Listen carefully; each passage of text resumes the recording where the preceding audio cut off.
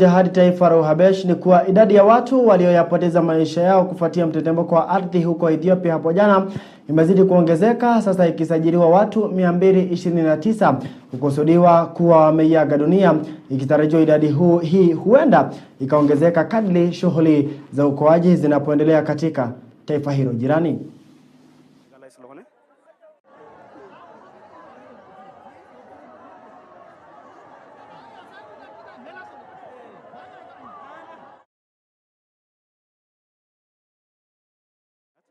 የተፈጠረ ክስተት ነው።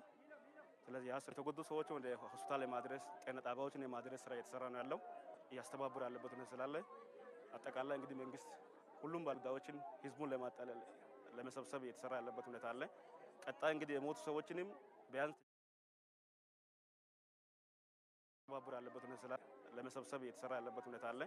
ቀጣይ እንግዲህ የሞቱ ሰዎችንም ቢያንስ